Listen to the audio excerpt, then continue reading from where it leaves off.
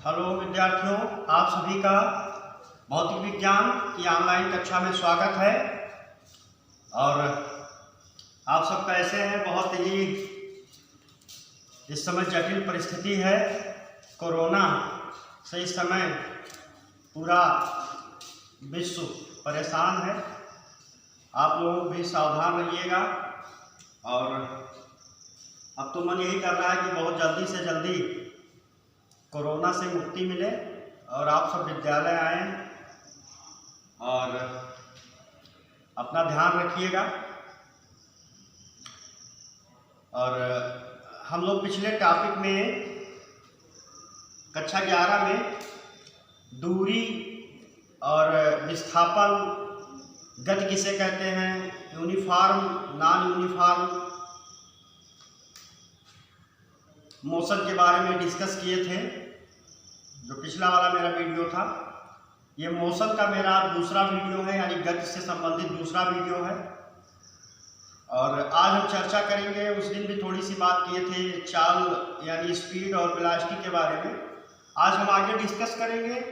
आज मेरा पॉइंट जो होगा डिस्कस का, पहले वो सुन लीजिए। आज हम डिस्कस करने जा रहे हैं किन किन बिंदुओं पे। तो सबसे पहले आज हम डिस्कस करेंगे वेलोसिटी और स्पीड पे। उसके बाद में हम फिर एवरेज वेलोसिटी क्या होती है और एवरेज स्पीड क्या होता है, इन सब पे चर्चा करेंगे। साथ ही साथ उसके बाद में हम एक्सीलरेशन पे बात करेंगे, त्वरण के ऊपर आज बात होगी। तो अपना वीडियो स्टार्ट करने के पहले मैं आप लोगों को बताना चाहता हूँ कि कुछ लोग इस ऑनलाइन कक्षा को बहुत हल्के में ले रहे हैं। तो जो लोग अपने गार्जियन का पैसा खर्च करवा दिए हैं, मोबाइल भी ले लिए हैं और पढ़ाई भी कुछ लोग नहीं कर रहे हैं, इधर उधर का वीडियो देखते हैं, तो समय को बर्बाद मत कीजिए। क्योंकि समय जब निकल जाता है तो बहुत प्रॉब्लम होती है बाद में। इसलिए मेरी यही सलाह है कि आप लोग के लिए, जैसे हम लोग मेहनत करके ऑनलाइन कक्षाएं संचालित कर रहे हैं, उसी क्रम में आप भी मेहनत करके तैयारी करते रहिए। आइए अपने टॉपिक पे हम पहुंचते हैं। जो हमारा टॉपिक है speed and velocity. Speed and velocity.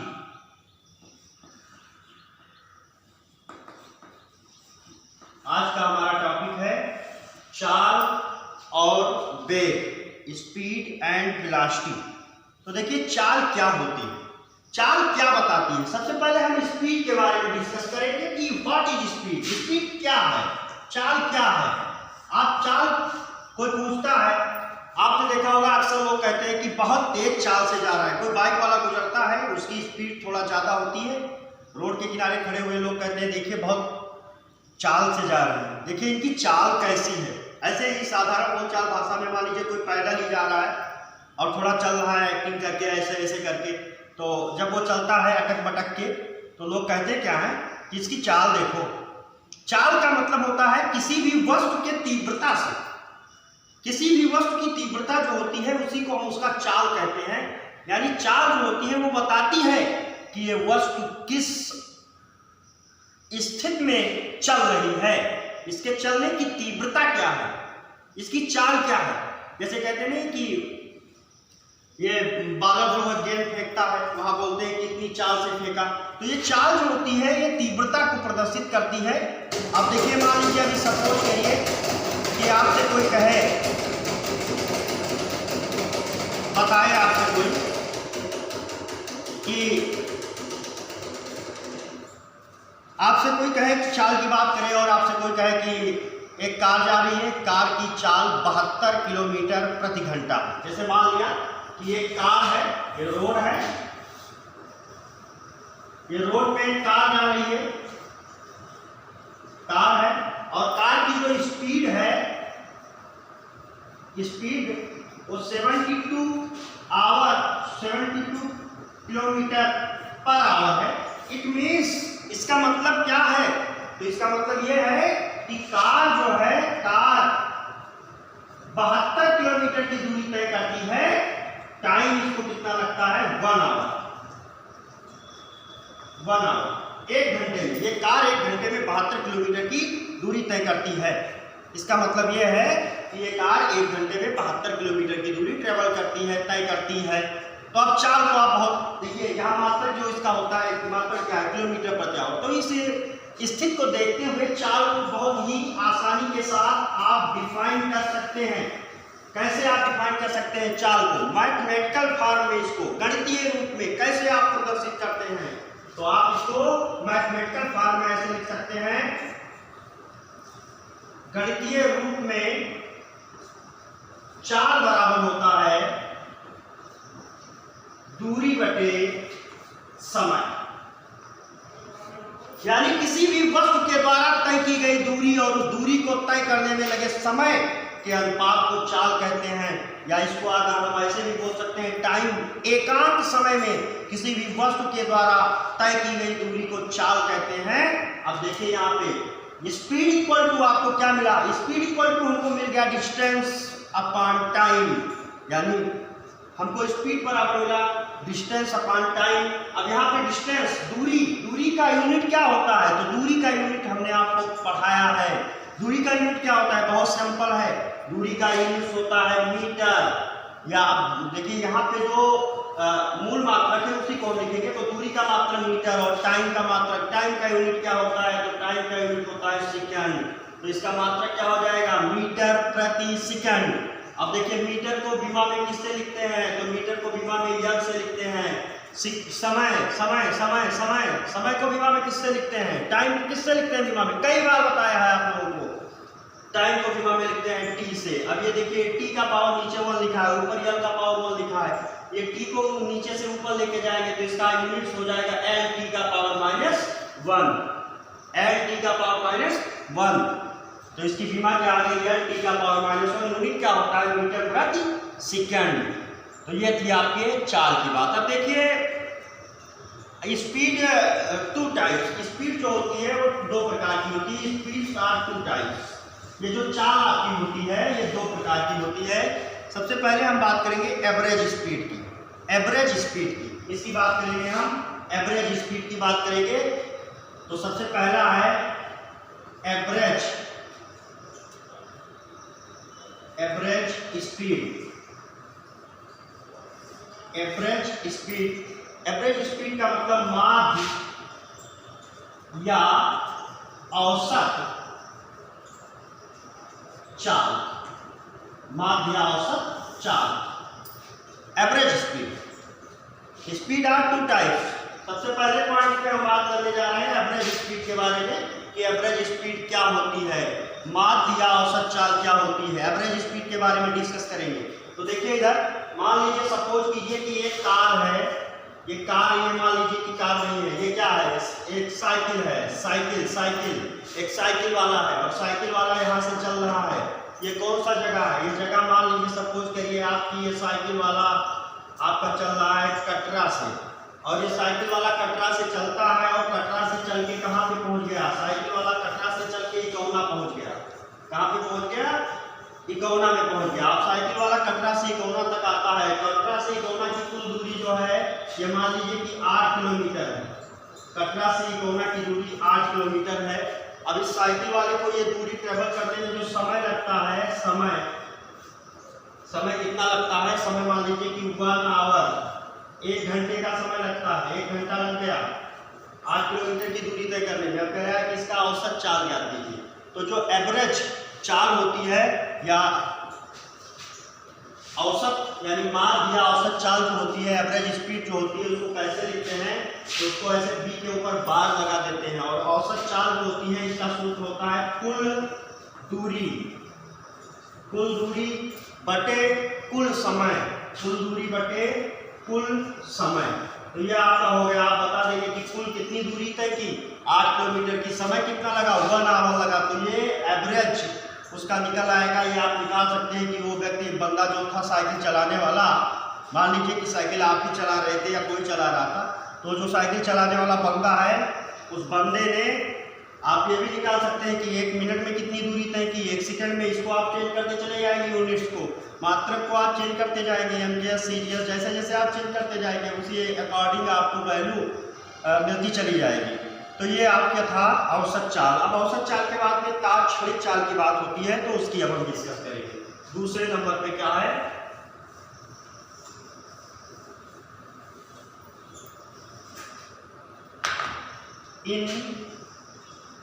Instantaneous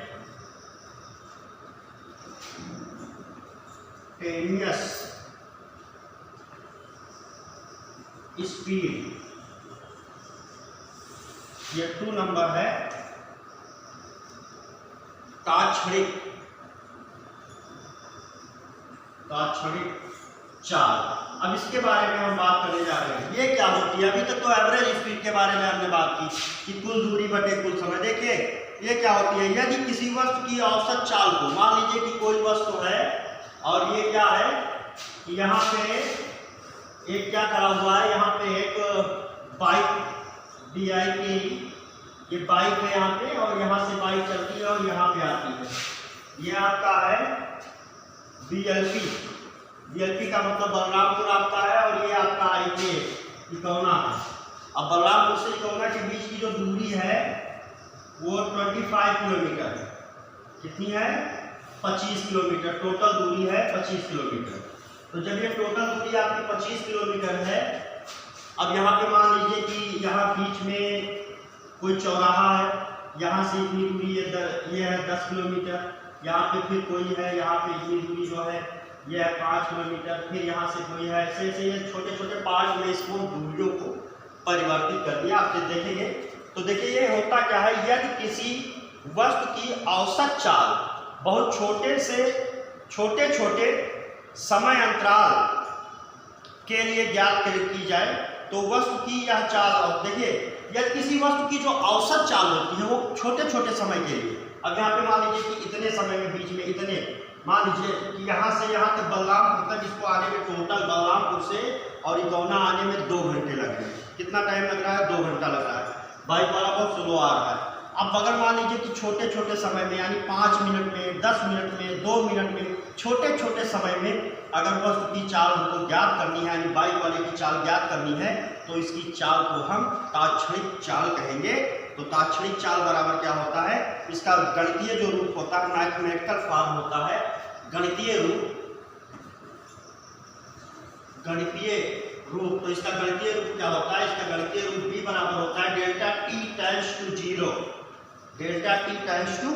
यानी डेल्टा टी अग्रसर होता है 0 की ओर, और into delta S upon delta t, या इसको लिख सकते हैं DS अपान DT।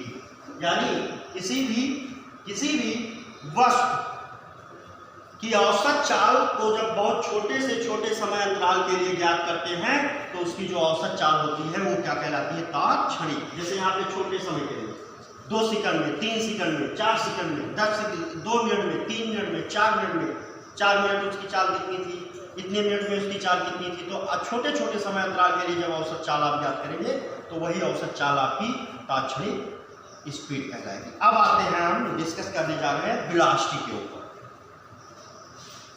चल देखिए, ये आगे जो हमारा डिस्कस है वो किसके ऊपर है, वेलोसिटी के ऊपर।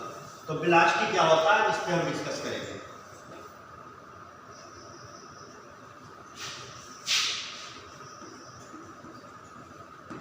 वेलोसिटी, वेग। तो वेलोसिटी क्या होता है, वैसे तो आप डेफिनेशन जान लीजिए, बहुत इजी है। v इक्वल टू डिस्प्लेसमेंट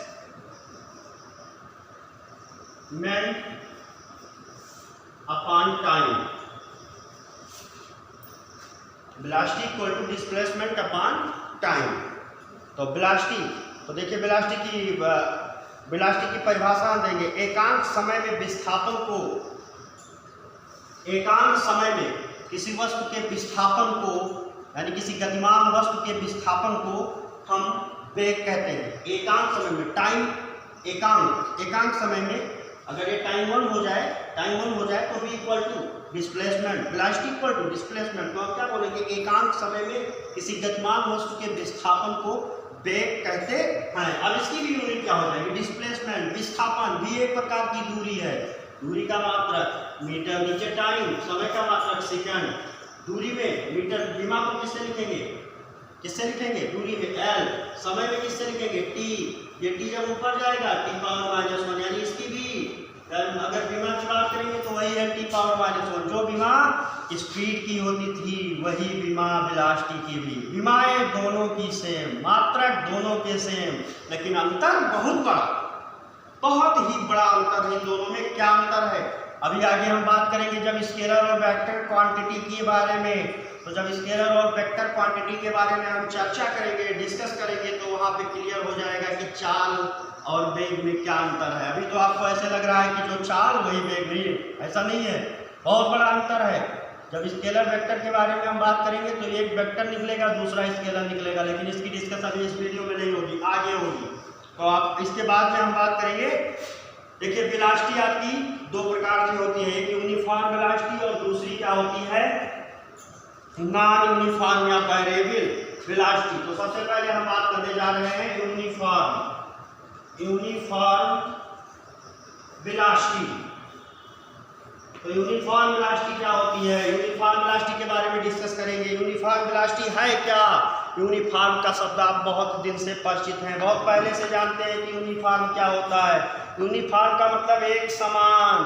कहते नहीं है कि कॉलेज में यूनिफॉर्म में आना है, अगर यूनिफॉर्म में नहीं आओगे तो कॉलेज में एंट्री नहीं पाओगे। तो यूनिफॉर्म का मतलब सभी लोग एक समान वेश में, सभी लोगों के वेशभूषा एक जैसे होनी चाहिए। तो यहाँ पे क्या यूनिफॉर्म वेलोसिटी का मतलब एक समान वेग। तो एक समान वेग क्या होता है? हेडिंग जैसा मैंने डाल दिया।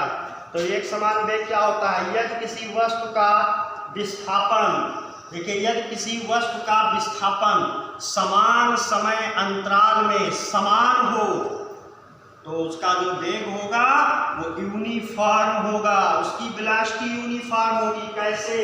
आइए डिस्कस कर लेते हैं बोर्ड पे, कैसे होगा इसके बारे में जानना। कैसे, क्यों, इन चीजों की जब तक इन कैसे और क्यों का आपको उत्तर ना मिल जाए तब तक समझ लीजिए मजा नहीं आया। और जब मजा नहीं आएगा, समझ में नहीं आएगा तो पढ़ाना बेकार है। इसलिए आप देखेंगे ध्यान से कि डिस्प्लेसमेंट ए है, ये बी है, ए से बी तक का जो विस्थापन है वो मान लीजिए 20 मीटर है, और यहाँ पे जो टाइम लगता है ए से बी तक विस्थापित होने में 5 सेकंड लगता है। फिर बी से सी तक ये भी जो दूरी है वो 20 मीटर की है, और ये भी टाइम इसमें भी कितना लगता है? 5 सेकंड का। यानी एक वस्तु ए से बी पे आता है तो उसका विस्थापन 20 मीटर का है, टाइम 5 सेकंड का। फिर बी से सी पे आया, फिर दूरी क्या है? 20, यानी डिस्प्लेसमेंट कितना है? 20 मीटर का, टाइम कितना लगा? 5 सेकंड का। तो आपको हमने परिभाषा क्या बोला है? परिभाषा हमने क्या बताई है आपको कि यदि किसी वस्तु का विस्थापन समान समय अंतराल में समान हो तो वस्तु का वेग एक समान कहलाता है। यदि किसी वस्तु का विस्थापन समान समय अंतराल में समान हो, यानी ये वस्तु ए से बी में समान समय में 5 सेकंड में 20 मीटर की दूरी तय करी, 20 मीटर विस्थापित हुई, फिर बी से सी तक 5 ही सेकंड में 20 मीटर की फिर विस्थापित हुई 20 मीटर, तो इट मीन्स इसकी वेलोसिटी यूनिफॉर्म है, इसका वेग एक समान है। चमका कि नहीं चमका? समझ में आ गया ना? तो अब आगे हम बात करेंगे इसकी वेरिएबल और नॉन यूनिफॉर्म वेलोसिटी की। तो अगला मेरा हेडिंग क्या है? आगे हम बात किस पे करेंगे? आगे हम बात करेंगे परिवर्ती वेरिएबल या नॉन यूनिफॉर्म वेलोसिटी। तो हमारा क्या है? Non uniform velocity. अब हमारा जो है अगला टॉपिक वो है परिवर्ती वेग के बारे में। तो परिवर्ती वेग क्या होता है? तो यदि किसी वस्तु का विस्थापन समान समय अंतराल में भिन्न हो, समान समय अंतराल में भिन्न हो, तो उसकी जो वेलोसिटी होगी वो क्या होगी? नॉन यूनिफॉर्म होगी। उसकी वेलोसिटी क्या होगी? नॉन यूनिफॉर्म होगी। तो अब ये था आपका परिवर्ती। अब हम डिस्कस किसके बारे में करेंगे? अब हम डिस्कस करेंगे त्वरण के बारे में। तो त्वरण के बारे में डिस्कस हो जाए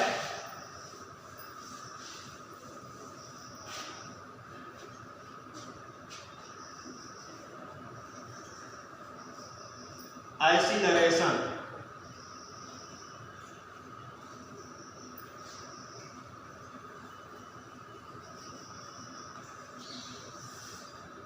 त्वरण। देखिए, जब कोई वस्तु गति करती है, विस्थापित होती है, तो उसमें वेग होता है। और आपको ये पता होगा कि मान लीजिए कि अभी हम यहाँ पे खड़े हैं और यहाँ से मान लीजिए यहाँ पे कोई है, उसने एक बॉल को, एक गेंद है और गेंद को ऐसे थ्रो कर दिया इस दिशा में। मान लीजिए उसकी जो वेलोसिटी है, वेलोसिटी 20 मीटर पर सेकंड है। तो आपको ये पता होगा कि जब उसको गेंद को आप ऐसे थ्रो करेंगे तो उसकी जो वेलोसिटी होगी वो टाइम के अकॉर्डिंग चेंज होगी। आप जब थ्रो करेंगे तो उसकी वेलोसिटी बहुत ज़्यादा रहेगी, बहुत तेज रहेगी, और कुछ देर के बाद, कुछ समय जब बीतेगा तो वेलोसिटी क्या होगी, स्लो हो जाएगी। वेलोसिटी क्या हो जाएगी, स्लो हो जाएगी। तो जब वेलोसिटी उसकी स्लो हो जाएगी तो हम ये कह सकते हैं कि समय के साथ उसकी वेलोसिटी में, टाइम के साथ वेलोसिटी में क्या हुआ, चेंज हुआ। तो देखिए, ये जो आपका एक्सीलरेशन त्वरण होता है, त्वरण को हम लिखते हैं स्मॉल a से, और स्मॉल a बराबर होता है, स्मॉल a बराबर होता है डेल्टा v अपान डेल्टा t। इसको क्या कहते हैं, वेग परिवर्तन, और इसको क्या कहते हैं, समयांतराल। तो यहाँ पे बड़े आसानी के साथ हम बोल सकते हैं, समय के साथ वेग में होने वाले परिवर्तन को त्वरण कहते हैं। समय के साथ वेग में परिवर्तन। देखिए, जब गेंद को आप थ्रो करेंगे तो उसकी वेलोसिटी ज्यादा होगी, टाइम बीतेगा, वेलोसिटी क्या करेगी, डिक्रीज करेगी, लो हो जाएगी, स्लो हो जाएगी। यानी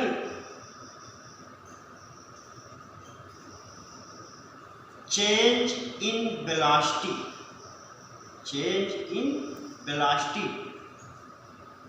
इसके अकॉर्डिंग टू टाइम, समय के विस्थापन, उसको हम क्या कहेंगे, एक्सीलरेशन कहेंगे। त्वरण क्या है, तो वेग परिवर्तन की दर को, rate of change of velocity is called acceleration. What is acceleration, तो rate of change of velocity is called acceleration, त्वरण। अब ये त्वरण की विमा हम बात कर लेते हैं। इसकी विमा क्या होगी, इसके मात्रक क्या होगी, तो वेग का मात्रक आपने क्या निकाला था, मीटर प्रति सेकंड। नीचे समय का मात्रक सेकंड, तो ये ऊपर जाएगा तो क्या हो जाएगा मात्रक, मीटर प्रति सेकंड स्क्वायर। ये इसका यूनिट होता है। इसका यूनिट क्या होता है, मीटर प्रति सेकंड स्क्वायर। तो इसकी डायमेंशन विमा क्या हो जाएगी, मीटर की विमा यल। नीचे टाइम की विमा क्या हो जाएगी, टी का पावर 2। ये जब ऊपर जाएगा तो क्या हो जाएगा, एल टी का पावर -2। तो आज हमने एक्सीलरेशन तक डिस्कस किया है, और कल हम लोग ग्राफीय यानी ग्राफ के बारे में, मोशन में जो ग्राफ होता है ये बहुत इंपॉर्टेंट होता है। तो कल हम लोग जो चर्चा करेंगे अगले नेक्स्ट वीडियो में, वो ग्राफिकल रिप्रेजेंटेशन के बारे में चर्चा करेंगे। आज की इस वीडियो को आप लोग देखिएगा और फिर अपनी प्रतिक्रिया मुझे दीजिएगा, और फिर हम लोग नेक्स्ट वीडियो में मिलेंगे। तब तक के लिए बाय।